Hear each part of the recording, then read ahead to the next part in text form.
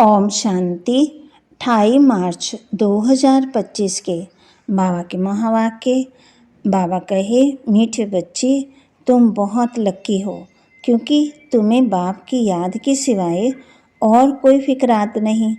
इस बाप को भी फिर भी बहुत ख्याल चलते हैं। तुम तो बहुत लक्की हो क्योंकि तुम्हें बाप की याद के सिवाय कोई फिक्रात नहीं।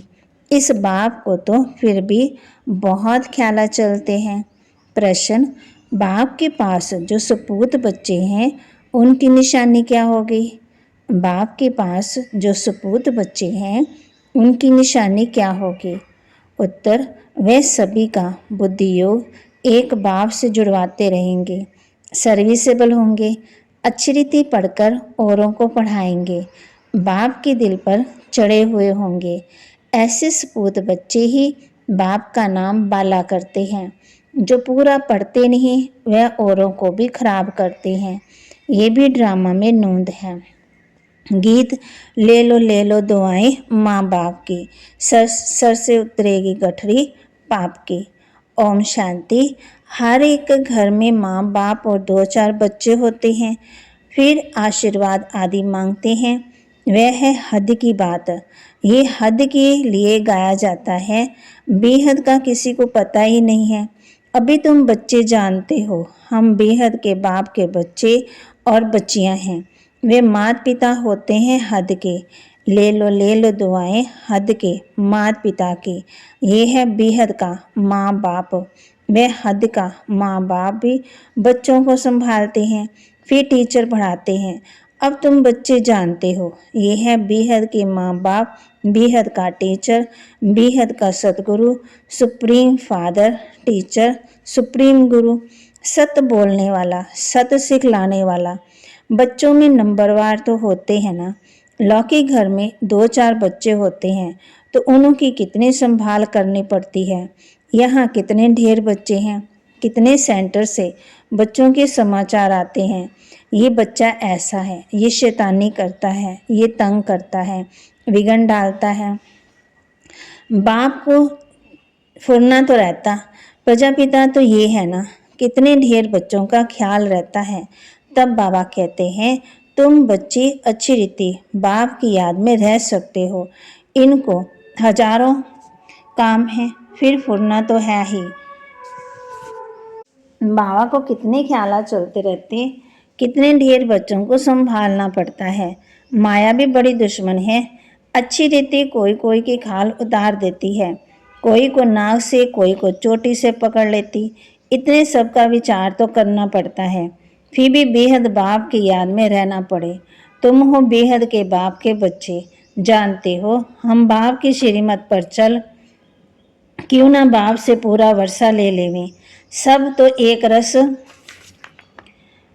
रस नहीं चल न सके क्योंकि ये राजाई स्थापन हो रही है और कोई की बुद्धि में आ न सके। ये है बहुत ऊंच पढ़ाई। बादशाही मिल गई फिर पता नहीं पड़ता कि ये राजाई कैसे स्थापन हुई। ये राजाई का स्थापन होना बड़ा वंडरफुल है। अभी तुम अनुभवी हो, पहले इनको भी पता थोड़ी था कि हम क्या थे, फिर कैसे 84 जन्म लिए। अभी समझ में आया है। तुम भी कहते हो बाबा आप वही हो।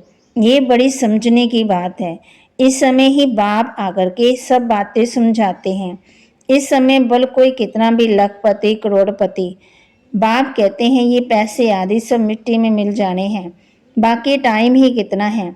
दुनिया के समाचार तुम रेडियो अथवा अखबारों में, टीवी में सुनते हो, क्या क्या हो रहा है। दिन प्रतिदिन बहुत झगड़ा बढ़ता जा रहा है। सब आपस में लड़ते झगड़ते मरते हैं। तैयारियां ही ऐसी हो रही हैं जिससे समझ में आता है लड़ाई शुरू हुई कि हुई। दुनिया नहीं जानती ये क्या हो रहा है, क्या होना है। तुम्हारे में भी बहुत थोड़े हैं जो पूरी रीति समझते हैं और खुशी में रहते हैं। इस दुनिया में हम बाकी थोड़े रोज हैं। अभी हमको कर्मातीत अवस्था में जाना है।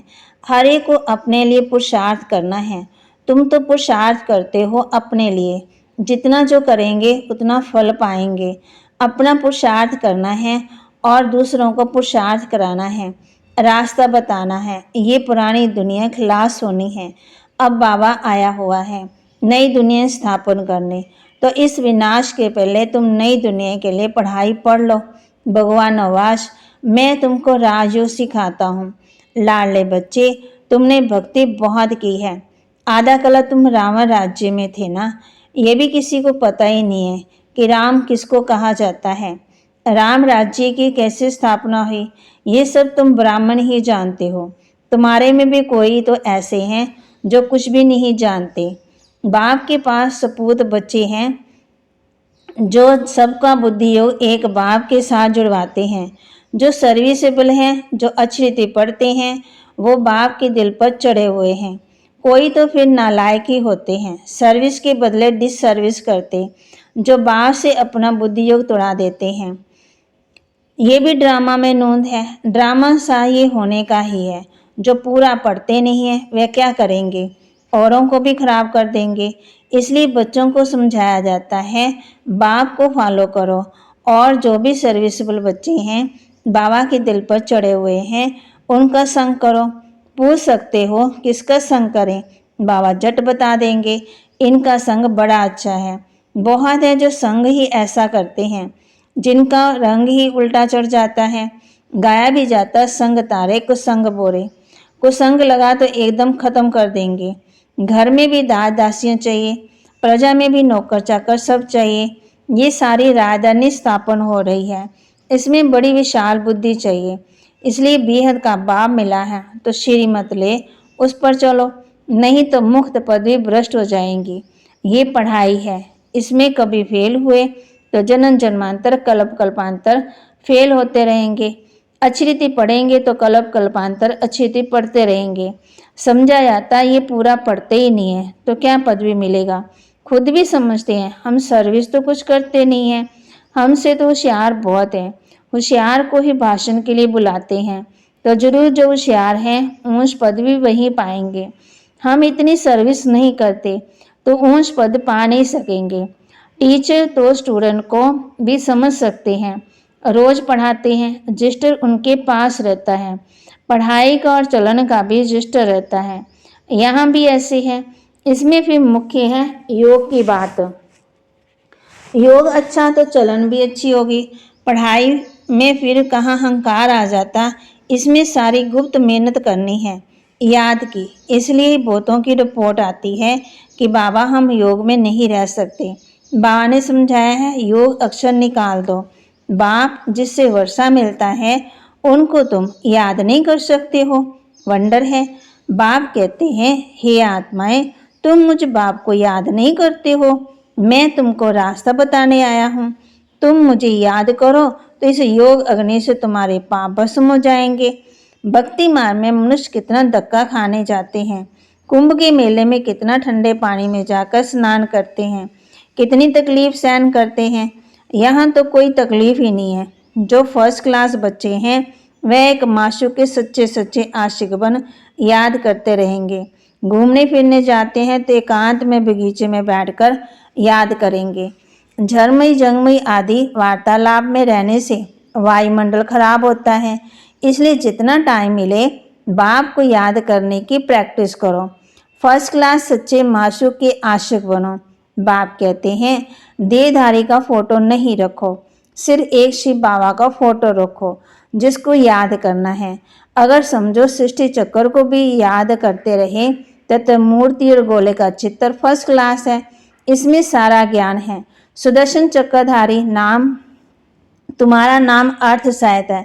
नया कोई भी नाम सुने तो समझ ना सके, ये तुम बच्चे ही समझते हो। तुम्हारे में भी कोई अच्छी रीति याद करते हैं, बहुत हैं जो याद करते ही नहीं हैं, अपना खाना ही खराब कर देते हैं। पढ़ाई तो बड़ी सहज है। बाप कहते साइलेंस से तुमको साइंस पर विजय पानी है। साइलेंस और साइंस राशि एक ही है। मिलिट्री में भी 3 मिनट साइलेंस कराते हैं। मनुष्य भी चाहते हैं हमको शांति मिले। अभी तुम जानते हो शांति का स्थान है ब्रह्मलोक, शांति धाम, जहाँ आत्माएं छोटी सी बिंदी रहती हैं। वह सब आत्माओं का झाड़ तो वंडरफुल होगा। मनुष्य कहते भी हैं प्रकृति के बीच में चमकता है अजब तारा। बहुत छोटा सोने का तिलक बनाए यहाँ लगाते हैं। आत्मा भी बिंदी है, बाप भी उनके बाजू में आकर बैठता है। साधु संत आदि कोई भी अपनी आत्मा को जानते नहीं, जबकि आत्मा को नहीं जानते तो परमात्मा को कैसे जान सकते। से तुम ब्राह्मण ही आत्मा और परमात्मा को जानते हो, कोई भी धर्म वाला जान नहीं सकता, अभी तुम ही जानते हो। वैसे इतनी छोटी सी आत्मा सारा पाठ बजाती है। सत्संग तो बहुत करते, समझते कुछ नहीं। इसने भी बहुत गुरु किए। अब बाप कहते हैं ये सब भक्ति मार्ग के गुरु हैं, ज्ञान मार्ग का गुरु है ही एक। डबल सिर ताज राजाओं के आगे सिंगल ताज वाले राजा माथा झुकाते हैं, नमन करते हैं, क्योंकि वे पवित्र हैं। उन पवित्र राजाओं के मंदिर बने हुए हैं।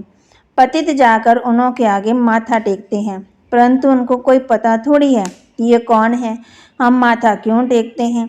सोमनाथ का मंदिर बनाया, अब पूजा तो करते हैं, परंतु बिंदी की पूजा कैसे करें, बिंदी का मंदिर कैसे बनेगा। ये हैं बड़ी गूढ़ बातें। गीता आदि में थोड़ी ये बातें हैं, जो खुद मालिक है वही समझाते हैं। तुम अभी जानते हो कैसे इतनी छोटी आत्मा में पाठ नूंदा हुआ है। आत्मा भी अविनाशी है, पाठ भी अविनाशी है। वंडर है ना, ये सारा बना बनाया खेल है। कहते भी हैं बनी बनाई बन रही। ड्रामा में जो नोंद है वह जरूर होगा, चिंता की बात ही नहीं है। तुम बच्चों को अब अपने आप से प्रतिज्ञा करनी है कि कुछ भी हो जाए आंसू नहीं बहाएंगे। फलाना मर गया, आत्मा ने जाकर दूसरा शरीर लिया, फिर रोने की क्या दरकार है, वापस तो आ ही नहीं सकते।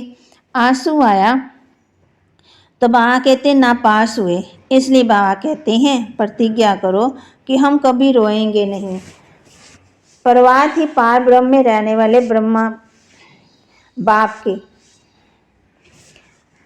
परवार थी पार ब्रह्म में रहने वाले बाप की, वह मिल गया तो बाकी क्या चाहिए। बाप कहते हैं तुम मुझ बाप को याद करो। ब्रह्मा द्वारा हमें बाप मिला, एक ही बार आता है ये राजधानी स्थापन करने के लिए। इसमें लड़ाई आदि की कोई बात ही नहीं है। गीता में दिखाया है लड़ाई लगी सिर्फ पांडव बचे, वह कुत्ता साथ में ले पहाड़ों में गल मरे, जीत पहनी और मर गए, बात तो ही नहीं ठहरती। ये सब है कहानी, इसको कहा जाता है भक्ति मार्ग। बाप कहते हैं तुम बच्चों को इससे वैराग होना चाहिए। पुरानी चीज से नफरत होती है ना, नफरत कड़ा अक्षर है, वैराग्य अक्षर मीठा है। जब ज्ञान मिलता है तो फिर भक्ति का वैराग्य हो जाता। सज्जु त्रेता में फिर ज्ञान की प्रारब्ध 21 जन्मों के लिए मिल जाती, वहाँ ज्ञान की दरकार ही नहीं रहती। फिर जब तुम वान मार्ग में जाते हो तो सीढ़ी उतरते हो, अभी है अंत। बाप कहते हैं अब इस पुरानी दुनिया से तुम बच्चों को वैराग्य आना है। तुम अभी शुद्ध से ब्राह्मण बने हो, फिर से देवता बनेंगे, और मनुष्य इन बातों को क्या जाने। बल विराट रूप का चित्र बनाते हैं, परंतु उसमें न चोटी न शिव। कह देते हैं देवता क्षत्रिय वैश्य और शूद्र, बस शूद्र से देवता कैसे कौन बनाते हैं ये कुछ नहीं जानते। बाप कहते तुम देवी देवताएं कितने शाहूकार थे, फिर वह सब पैसे कहाँ गए। माथा टेकते टेकते टिप्पर के घिसाते पैसा गवाया। कल की बात है ना, तुमको ये बनाकर फिर गए थे, फिर तुम क्या बन गए। बाबा कहते देवी देवता बनाया था, फिर क्या बन गए। फिर तुमको ये बनाकर फिर गए थे, फिर तुम क्या बन गए। अच्छा, मीठे मीठे सिकिलते बच्चों प्रति माता पिता बाप दादा का याद प्यार और गुड मॉर्निंग। रूहानी बाप की रूहानी बच्चों को नमस्ते, रूहानी बच्चों की रूहानी बाप दादा को दिल व जान सिकवा प्रेम से नमस्ते। धारणा के लिए मुख्य सार झरमई जंगमई माना परचिंतन के वातावरण से वार्तालाप से वातावरण खराब नहीं करना है। झरमई जंगमई माना परचिंतन से वार्तालाप से वातावरण खराब नहीं करना। एकांत में बैठ सच्चे सच्चे आशिक बन अपने माशूक को याद करना है। अपने आप से प्रतिज्ञा करनी है कि कभी भी रोएंगे नहीं, आंखों से आंसू नहीं बहाएंगे। जो सर्विसेबल हैं, बाप के दिल पर चढ़े हुए हैं, उनका ही संग करना है। अपना रजिस्टर बहुत अच्छा रखना है। वरदान पावरफुल वृत्ति द्वारा मनसा सेवा करने वाले विश्व कल्याणकारी भव। पावरफुल वृत्ति द्वारा मनसा सेवा करने वाले विश्व कल्याणकारी भव। विश्व की तड़ती हुई आत्माओं को रास्ता बताने के लिए batsman light house might house बनो। लक्ष्य रखो कि हर आत्मा को कुछ न कुछ देना है, चाहे मुक्ति दो, चाहे जीवन मुक्ति। सर्व के प्रति महादानी और वरदानी बनो। अभी अपने अपने स्थान की सेवा तो करते हो, लेकिन एक स्थान पर रहते मनसा शक्ति द्वारा, वायुमंडल वाइब्रेशन द्वारा विश्व सेवा करो। ऐसी पावरफुल वृत्ति बनाओ जिससे वायुमंडल बने, तब कहेंगे विश्व कल्याणकारी आत्मा। स्लोगन: अशरीरीपन की एक्सरसाइज और व्यर्थ संकल्प रूपी भोजन की परहेज से स्वयं को तंदुरुस्त बनाओ। अशरीरीपन की एक्सरसाइज और व्यर्थ संकल्प रूपी भोजन की परहेज से स्वयं को तंदुरुस्त बनाओ। अव्यक्त इशारे सत्यता और सभ्यता रूपी कल्चर को अपनाओ। अब अपने भाषणों की रूपरेखा नई करो। विश्व शांति के भाषण तो बहुत कर लिए, लेकिन आध्यात्मिक ज्ञान में शक्ति क्या है और इसका सोर्स कौन है, इस सत्यता को सभ्यता पूर्वक सिद्ध करो। सभी समझे कि ये भगवान का कार्य चल रहा है। माताएं बहुत अच्छा कार्य कर रही हैं। समय अनुसार ये धरनी बनानी ही पड़ी, लेकिन जैसे फादर शोज सन, ऐसे सन शोज फादर हो, तब प्रत्यक्षता का झंडा लहराएगा। तो बाबा ने कहा है आज कौन सी एक्सरसाइज करनी है? अशरीरीपन की एक्सरसाइज और व्यर्थ संकल्प भोजन की परहेज से स्वयं को तंदुरुस्त बनाओ। और परचिंतन से वार्तालाप, माना कि वातावरण खराब नहीं करना, वार्तालाप कर करके तो एकांत में बैठ सच्चे सच्चे आशिक बन अपने माशूक को याद करना है। और अपने आप से बाबा कहते प्रतिज्ञा भी करनी है कि कभी भी रोएंगे नहीं, आँखों से आंसू नहीं बहाएंगे। जो सर्विसेबल बाप के दिल पर चढ़े हुए हैं उनका संग करना है, अपना रजिस्टर बहुत अच्छा रखना है। बाबा के महावाक्य को लाइक करें, शेयर करें, सब्सक्राइब करें और अपने जीवन में